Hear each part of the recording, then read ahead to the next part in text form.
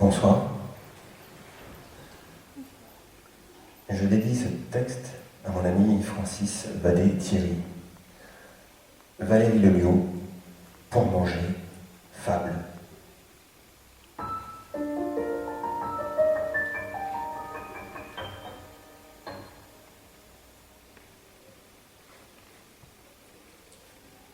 Paul avait élu domicile dans une rue passante parisienne d'un arrondissement populaire. Un bout de carton plié en deux, posé devant lui, disait « Pour manger », écrit en minuscule, sans tremblement. Il était là, il faisait partie du décor. Il connaissait de vue les gens du quartier. De temps à autre, ceux-ci lui laissaient quelque chose, mais la plupart du temps, se contentaient d'un regard plein de compassion et d'impuissance. Paul voulait changer d'air. Paul en avait marre de la grande ville, peuplée et inhumaine, vivante et moribonde. Il décida de balader son infortune sur des terres plus chaudes, plus vraies. Ce n'est pas le Midi qu'il choisit pour poser ses sacs mal ficelés, mais une ville de Normandie, Cherbourg, parce que c'est quand même une ville et qu'il y a la mer. Malheureusement, en regardant le peu d'économie qu'il avait, il se rendit compte qu'il ne pourrait s'y rendre en une seule fois. Il préféra faire escale sur le chemin à Falaise, ville de naissance de Guillaume le Conquérant. Il se dit qu'une petite ville à fort charisme serait un bon début pour démarrer sa nouvelle errance.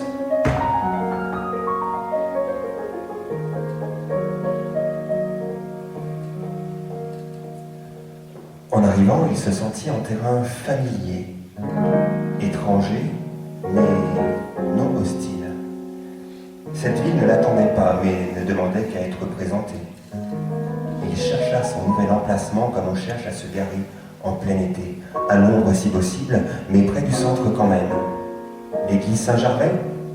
Trop évident. Trop les Misérables. Entre le Coxy et l'agence immobilière? Trop convenu. On s'habitue à ces plots humains en guenilles, ils finissent par faire partie du paysage comme des orodateurs humains qui déclencheraient chez nous instantanément un sentiment de culpabilité. Il finit par choisir tout au bout de la rue de la Pelleterie, place Bellecroix, le traiteur au bon goût. Au moins, si on daignait lui donner quelques restes, il aurait peut-être de la salade de lentilles ou lardons, ou du crème caramel.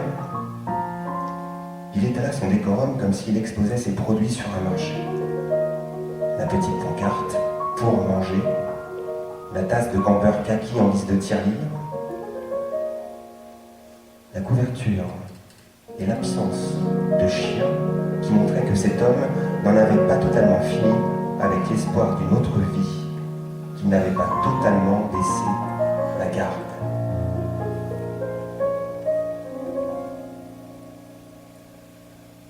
Dès les premiers jours, il sentit une différence notoire avec la grande ville. Il avait changé de couleur, ou plutôt il était en couleur. Il n'était plus gris bitume, il était passé à la couleur chair, comme ça, en quelques kilomètres. Il comprit ce qui l'avait fait fuir de la grande ville, cette capacité des gens à vous rendre transparents, cette non-existence dans l'agitation, cette violence que les gens s'infligeaient ou qu'ils subissaient était un cercle vicieux dont il était très compliqué de sortir, à moins d'être suffisamment fort pour ne pas le laisser vous happer. Or, Paul ne se sentait pas fort à ce moment-là. Sur son visage commençait à s'inscrire un début de sourire. Petit à petit, il reprenait forme, faisait la manche certes, mais au moins, il était en couleur. Il avait la sensation d'être regardé, scruté parfois, observé souvent, mais il n'était plus une excroissance de trottoir.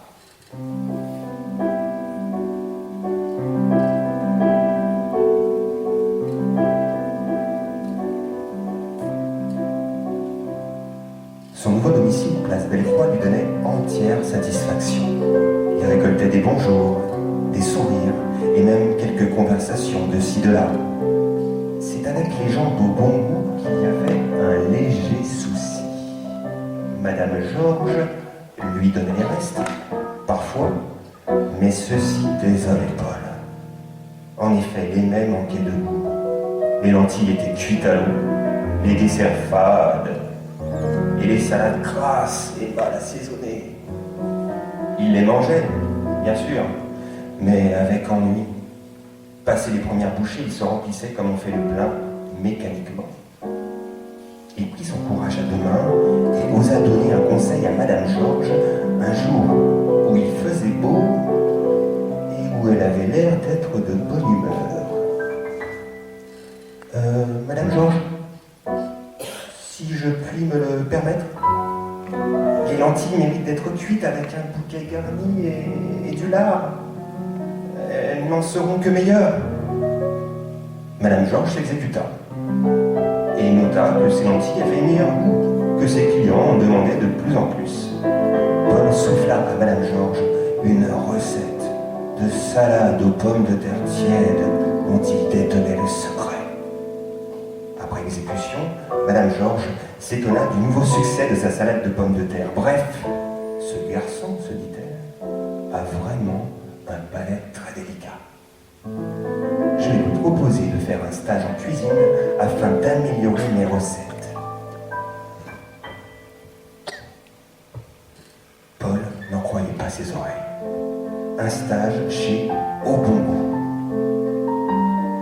Madame Georges a parlé avec une connaissance des services sociaux de Falaise. Paul aurait un lit, de quoi se coucher et un plat chaud le soir pendant 3 mois. Paul se mit au travail dès le lendemain et prit place dans la cuisine du traiteur afin de donner ses conseils de cuisine. Il proposa toutes sortes de plats préparés, de sandwichs frais, de desserts légèrement sucrés, de salades correctement assaisonnées. Le bouche à oreille commença à faire le tour de la ville. Il fit acheter à Madame Georges toutes sortes d'épices dont elle n'avait jamais entendu parler. La fleur d'oranger dans la salade de nectarine et la touche de gingembre dans le gâteau au chocolat. Finir d'achever Madame Georges. Ce garçon était un virtuose. Elle se félicita de l'avoir écouté quand il osa lui donner un conseil sur la cuisson des lentilles.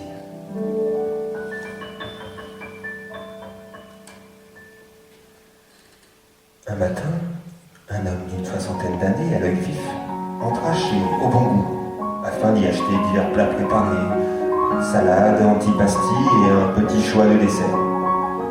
Il organisait une fête chez lui pour son arrivée dans la petite ville, afin d'y passer une retraite calme.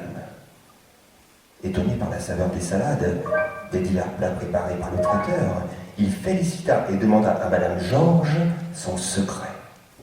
Madame Georges, honnête, quoique commerçante, expliqua qu'une nouvelle recrue en cuisine avait férocement rehaussé le niveau de ses plats, qu'elle en était fort contente, qu'elle ne les changerait pour rien au monde, et raconta l'anecdote des lentilles. L'homme trouva l'histoire fort belle et eut envie de rencontrer Paul les jours suivants. Paul ne comprenait pas trop le pourquoi d'une telle rencontre, mais s'y rendit circonspect et curieux.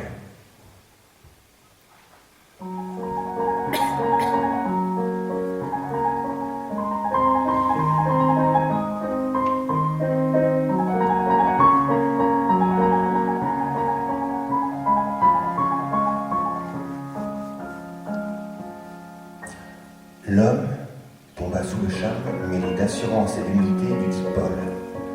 Il avait dans l'idée, si l'occasion se présentait, d'investir dans une affaire. La retraite, oui, mais en travaillant.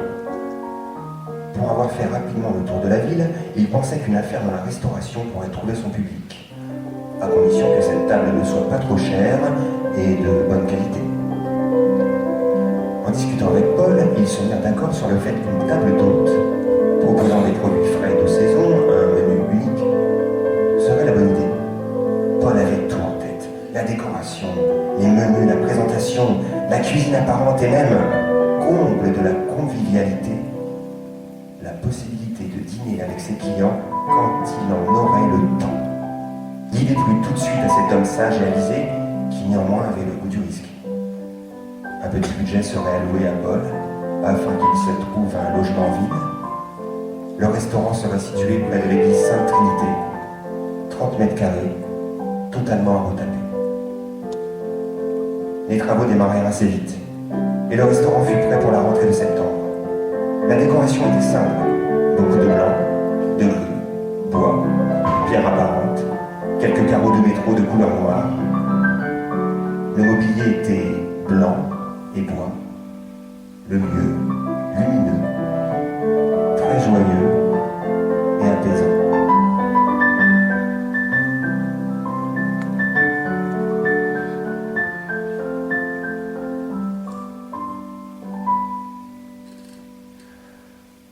La veille de l'ouverture,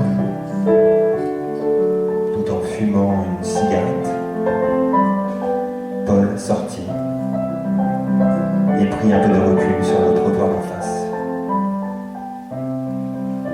Sur la façade était écrit en minuscules et sans tremblement, en néon de couleur vert d'eau, pour manger.